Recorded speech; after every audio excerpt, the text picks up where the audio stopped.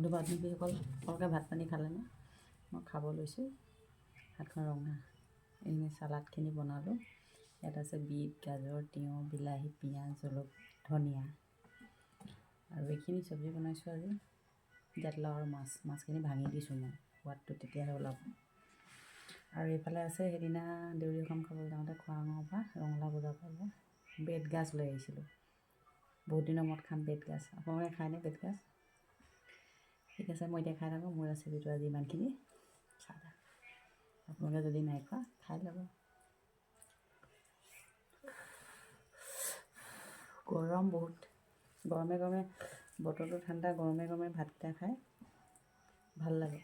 ঠাণ্ডা হ'লে বৰ এটা ভাল নালাগে, টেষ্টি নালাগে।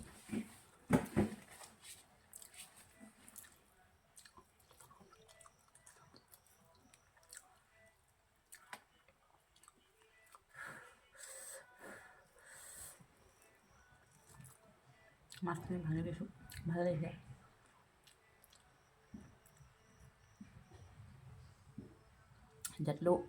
জাতিলাওটো খাবলৈ সোৱাদ আছে।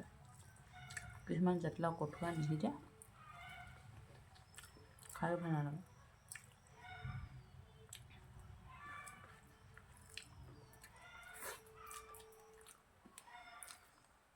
মই চালাড খাই বহুত ভাল পাওঁ। কেতিয়াবা বনোৱা এলাহতে নাখাওঁ।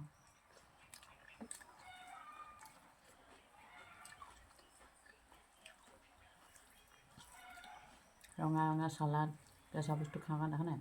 তেজে ফুটুং ফুটুং হৈ আছে। এইবোৰ কিমান ৰঙা বগা হৈছে। নহ'লে দেখোন কিবা গুটি উঠিছে। আপোনালোকে নহ'লে আকৌ সঁচাকৈ ভাবি ল'ব।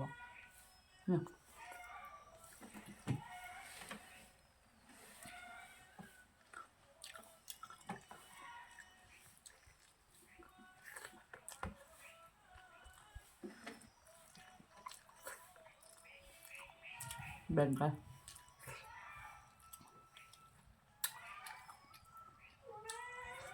ভাল লাগে বহুত।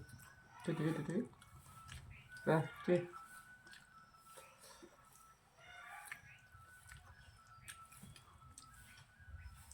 ভাত এহাফ হ'লেও লৈ লৈছোঁ, এক হাফ হ'লেও।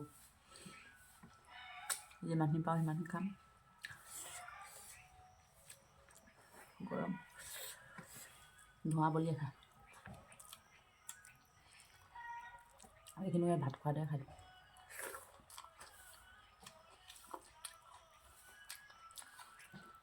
অকল চালাড দিয়ে পেট ভৰাব পাৰিম।